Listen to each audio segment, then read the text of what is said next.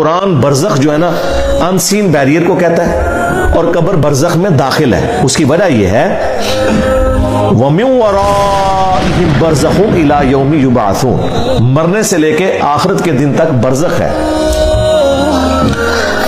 اب یہ کہنا کہ جی آخرت میں عذاب ہوگا چونکہ حساب و کتاب آخرت میں ہے, تو یہ اصول بھی میں نے ان کا قرآن سے توڑ دیا ہے. قرآن میں تو عذاب کی 4 قسطیں بیان ہوئی ہیں. نمبر 1 دنیا کی زندگی میں سورہ سجدہ میں کہ تمہیں دنیا کی زندگی میں عذاب دیں گے تاکہ آخرت کے پوائنٹ آف ویو سے تم اللہ کی طرف پلٹ آؤ.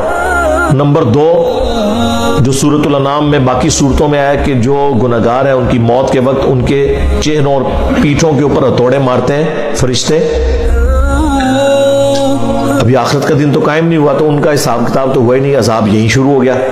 اور تیسری قسط وہ بھی قرآن میں آیا کہ فرعونی صبح و شام آگ پہ پیش کیے جاتے ہیں. اور چوتھی قسط جس کو سارے مانتے ہیں وہ آخرت میں حساب و کتاب کے بعد ہے.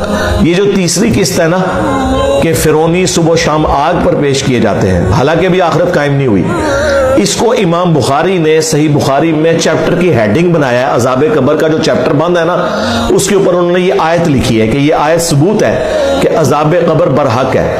قبر اس لیے بولا جاتا ہے کہ عمومی بات ہے, قرآن میں نہیں ہے اماتہ فاقبرہ, انسان مرتا ہے اسے قبر ملتی ہے. تو کیا ساروں کو قبر ملتی ہے؟ تو قرآن جھوٹا ہو گیا کیا؟ نعوذ باللہ. نہیں, عموماً قبر ملتی ہے. وہ قبر مچھلی کا پیٹ بھی ہو سکتا ہے, شیر کا پیٹ بھی ہو سکتا ہے, سمندر کی گہرائی بھی ہو سکتی ہے, زمین میں راکھ کا بکھرنا بھی ہو سکتا ہے, ایئر کریش میں راکھ کا بکھرنا بھی ہو سکتا ہے. یہ ساری قبریں ہی ہیں, اس لیے اس کو کمبائنڈ آپ برزخ کہتے ہیں. لیس کمثلہ شیء, اللہ کی مثل جب کوئی شے ہی نہیں ہے, ہم آپ کو کیسے اللہ کی کوئی مثال بیان کر سکتے ہیں؟ متشابہ آیات کا مطلب کیا پہلے یہ سمجھیں. متشابہ کا مطلب یہ نہیں کہ شک میں ڈالنے والی. متشابہ عربی میں کہتے ہیں ریزمبلنس, ملتی جلتی چیز. دودھ کا سفید ہونا اور چونے کا سفید ہونا یہ متشابہ ہے, ایک دوسرے سے ملتا ہے, لیکن دودھ اور چیز ہے, چونا اور چیز ہے. ٹھیک ہے, وہ چیک کرنے سے پتا چلے گا. متشابہ کا لفظ سورہ بقرہ میں آیا کہ جنت میں ان کو وہ فروٹ دیے جائیں گے جو متشابہ ہوں گے دنیا کے فروٹوں کے ساتھ. تو جنتی کہیں گے ہمیں تو وہی رزق دیا گیا. تو اللہ تعالیٰ فرما رہا ہے یہ اس کے متشابہ ہوگا رزق. وہ تو جب کھائیں گے تو پتا چلے گا کہ یہ والا آم جو جنت میں ٹیسٹ دے رہا ہے دنیا کے آم سے بہت مختلف ہے. اچھا, دیا کیوں جائے گا؟ اس کے پیچھے ریزن یہ ہے کہ دنیا میں آپ دسترخوان پہ بیٹھے ہوئے سب سے پہلے اس چیز کو ہاتھ ڈالتے ہیں جس سے آپ فیملیئر ہو. میں لا کے آپ کے سامنے کوئی عربی غذا رکھ دوں جو آپ نے کبھی دیکھی بھی نہ ہو اور آپ کو سخت بھوک لگی ہوئی ہے, آپ اس کو اپنی پلیٹ میں ڈالیں گے یا چکن قورمے کو اور بریانی کو یا مٹن قورمے کو ڈالیں گے؟ ہاں, کھا پی کے جب فارغ ہو جائیں گے پھر کہو کہ چلو میں بھی ذرا چیک کر لوں. آخر میں اس کو رکھیں گے. اللہ کو اس بات کا پتا تھا. اللہ کہتا ہے کہ ہم جنت کی ابتدائی مہمان نوازی ان فروٹس کے ساتھ کریں گے جو دنیا میں لوگوں نے دیکھے ہوئے ہوں گے تاکہ انہیں وہ اچھے لگے.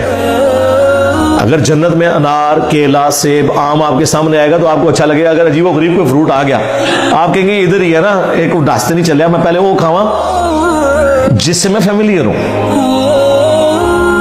وہ متشابہ ہوگا لیکن اس کا ذائقہ بالکل مختلف. تو آخرت کا دھندلا تصور دینے کے لیے دنیا میں اللہ نے ریزمبلنس والی چیزیں رکھ دی ہیں. حوروں کا تصور دینے کے لیے بیویاں رکھ دی, حالانکہ زمین آسمان کا فرق ہے. اچھا, آخرت میں اللہ تعالیٰ نے جنت کے فروٹ دنیا میں بھی فروٹ رکھ دیے. پھر اللہ کی جو اپنی صفات ہے, اللہ بھی دیکھتا ہے ہم بھی دیکھتے ہیں, لیکن ہمارے دیکھنے میں اللہ کے دیکھنے میں فرق ہے. اللہ کا ہاتھ جیسا کہ اس کی شان کے لائق ہے اور ہمارا ہاتھ ہم یوں بھی نہیں کہہ سکتے کیونکہ قرآن میں آیا لیس کمثلہ شیء, اللہ کی مثل کوئی شے نہیں ہے. اللہ کا عرش پر استوا فرمانا ہم اس کے لیے مثال دے ہی نہیں سکتے, جس طرح میں کرسی پہ بیٹھا ہوں اللہ کی مثل کوئی شے ہی نہیں ہے. ٹھیک ہے, تو یہ ذہن میں رکھیں یہ متشابہ ہے. تو یہ متشابہات کے بارے میں سورہ آل عمران کی آیت نمبر 7 ہے کہ قرآن کی آیات 2 قسم کی ہیں, ایک محکمات ہے اور وہ ام الکتاب وہی ہیں, قرآن خود کہہ رہا ہے کہ تم نے انہی آیات کو لے کے چلنا ہے. دوسری متشابہات ہیں جو صرف سمجھانے کے لیے بتایا گیا، اور اس کا مقصد یہ نہیں تھا کہ آپ اس کا مطلب تلاش کرو. قرآن میں اسی آیت میں سورہ آل عمران 7 نمبر میں آیا کہ جو ان آیات کے پیچھے پڑھتے ہیں تاکہ اس میں کوئی ٹیڑھ پن تلاش کرے، ان کے دل جو ہیں وہ ٹیڑھے ہو چکے ہوئے ہیں. اور اہل ایمان کی نشانی یہ ہے کہ وہ کہتے ہیں سب کچھ ہمارے رب کی طرف سے ہے، ہم ان پر ایمان رکھتے ہیں، اور وہ اللہ سے دعا کرتے ہیں ربنا لا تزغ قلوبنا بعد اذ ہدیتنا وہب لنا من لدنک رحمہ انک انت الوہاب.